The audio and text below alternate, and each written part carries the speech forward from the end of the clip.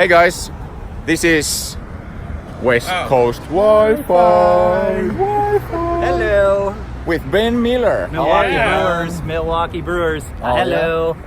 Yeah. I mean, he should be a Dodger fan, but That's appalling. No, I'm going to the game. That's why I was asking what you guys are doing the rest of the day. I'm leaving for the game in like 20 minutes. Oh, but you're I'm leaving for the doing game, huh? I'm doing a tour before I have to leave. Excellent. Let me just turn around the camera. Small pause. You allowed to talk about other vendors besides Eka House? Yeah. All of it. So Go. in our Nyanza, Whoa. in our Voyance, this AP that's the outdoor here shows the most errors of any, because this is where a lot of the students come in and out of campus. I forget where the AP is mounted. It's an Aruba 277 or 275. whose is it? But Yeah, it is. Omni or Patch? I believe it is their Omni. I believe it's the 275. Okay. So you think it's because the devices are coming and going and all kinds of possible devices are just coming and going through here, or? That's a huge part of it, and then the other part is we have transmit power at 31 decibels. Oh, wow. Yeah. You got some coverage. Yeah, you can hear beacons very well. I'm 90% sure that's the one. You might want to look at it. It has the look of a stormtrooper. They painted the APs. You can get a look at I our see it. stormtrooper AP. So just so you know, so Ben, you run Wi-Fi here at USC. is Yeah, that- there's a small team, but I'm a member of the team that runs the Wi-Fi here at USC. Yes, that's correct. But yeah, there you go, Stormtrooper AP. That's fantastic. Yeah, it's a beautiful look.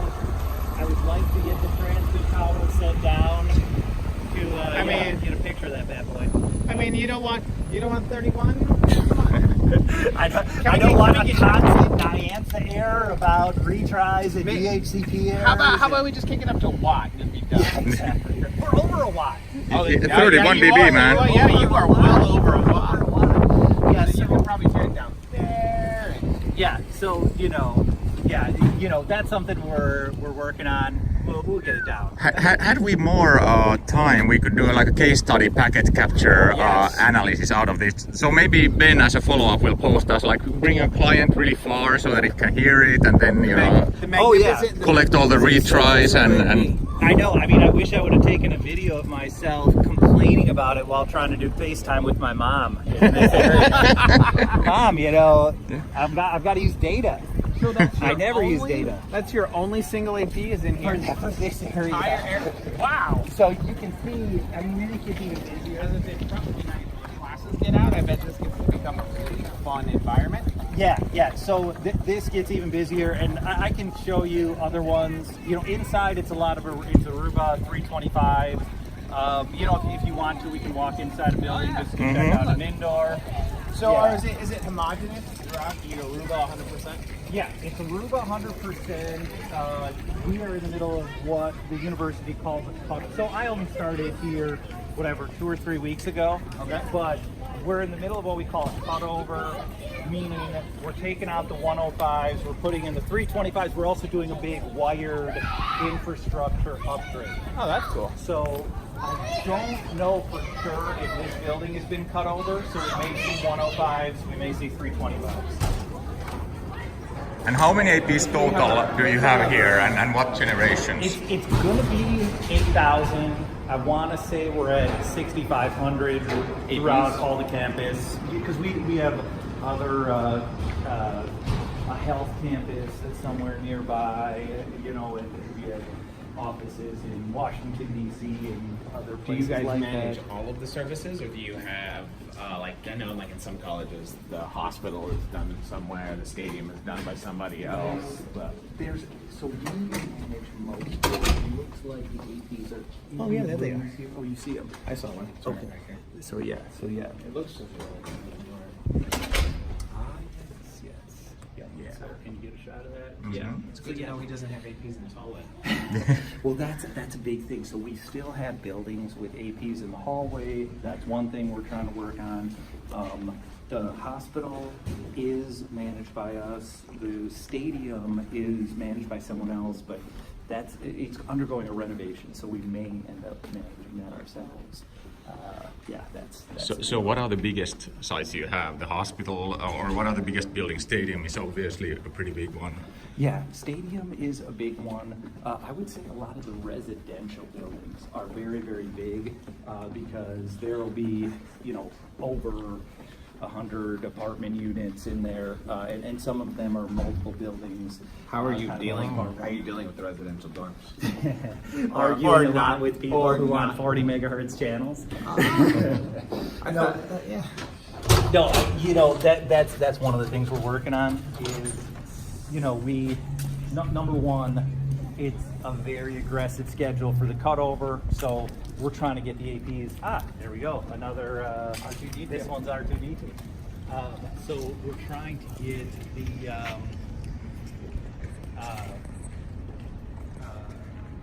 all the buildings cut over very, very quickly. So we're dealing with some mounting issues.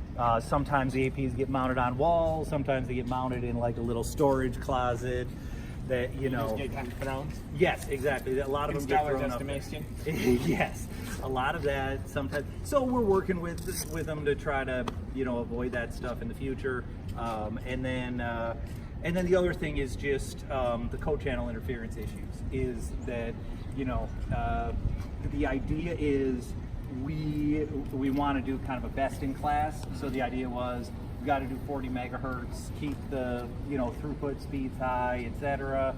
And I can see by your expression, Robert, that in a tightly packed residential, I mean these rooms are 15 feet by 15 feet. I'm sure you had that same expression in a meeting. Where you're just like, dude, yeah, there, I don't want to get too much into it, but I definitely got as close to being fired on your second day as someone can. And coming from you, physical violence, right? Without no physical violence, no curse words. But I definitely aggressive knowledge transfer. Yes, aggressive knowledge transfer. That was more or less it. But yeah, so that was an issue. So the question is, Yeah. how low are your data rates? For most of the buildings, we're doing 12 as a minimum. For whatever reason, they have 6 and 9 as the basics on 2.4. They have 12 and 24 as the basics on 5. I don't know exactly where they got that idea from, but I don't think the data rate is our number one issue, so that's not even something Your 40 wide is probably your biggest issue right now. 40 wide is a big one. Another one is I don't want to say bad things about vendors, but I wish a certain automatic channel and RF protocol was a bit more aggressive in disabling 2.4 gigahertz radios. Because supposedly with the 8.0 code, exactly, it's supposed to do that. You should see the scans I get.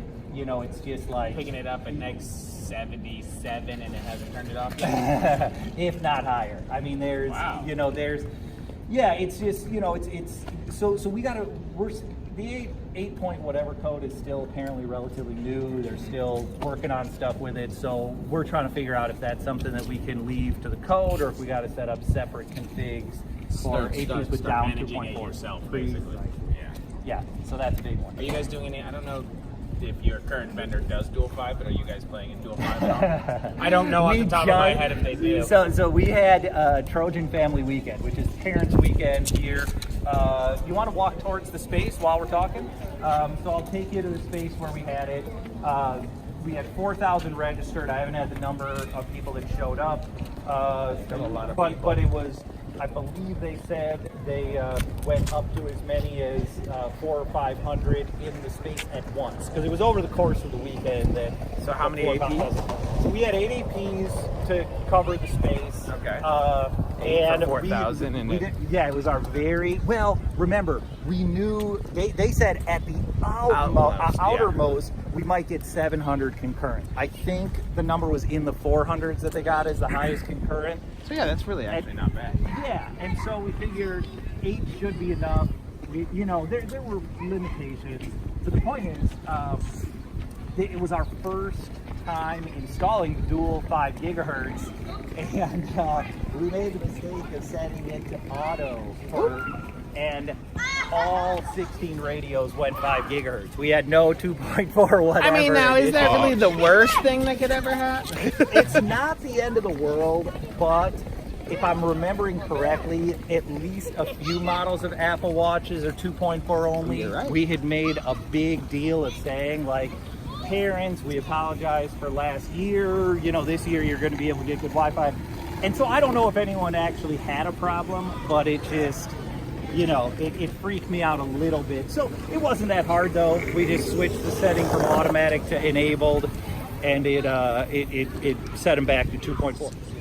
You know, this. That's a pretty compacted area for up to 4,000 people. Well, it was 4,000 registered to come in and out over the course of the weekend, Oh, and they yeah. expected max 700. I believe the max got into the 400s. Okay. And so when I came by, there couldn't have been more than 200. Question. So yeah.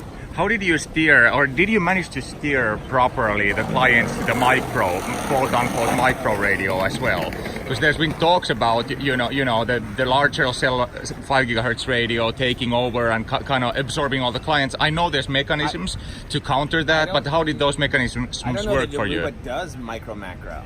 I think they're just dual 5 antennas. Am I correct? They just They're just dual 5 antennas, Yeah. and so that wasn't an issue. That Oh, okay, so it works even- differently. Yeah. Yes. Well, the external models don't do the micro macro. It's Yeah. just Ah, two. yeah.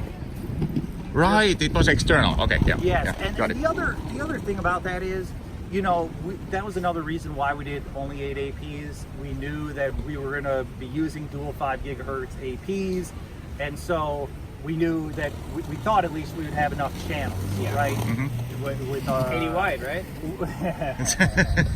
So I want to strangle you. but what about the leakage from the nearby buildings and stuff like that? There has to be CCI coming from nearby. Exactly. If you turn around, you'll see a directional antenna on that.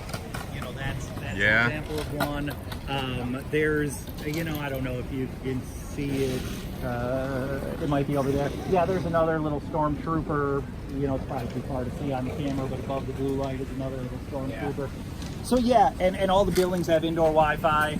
You know, what we did with that was nothing. We well then. Well, here's 20 megahertz is what you can do, I guess. Exactly, we did 20, and here's the thing about it, honestly, is that we know that the outdoor here, because of the over 30 decibels, etc., we know that it just generally has issues, and so we typically don't see a huge number of consistently long-term connected outdoor users. So in this case, we just figured, let's not spend a lot of time worrying about it, because people are probably just going to be using their cellular when they're outside anyway for this event. We didn't get any complaints. I don't know, maybe we did get bleed over and they just didn't complain to us, but that was how we I was handled about that. to say, outdoor, you guys don't worry so much about roaming. Roaming for you is not a huge deal. It's more of sit and learn. Exactly. At least at the moment, the idea is you don't have to treat this like a cell network, but if a student wants to sit on a bench, sit in the park, they should be able to connect, and that's what we're trying to get to.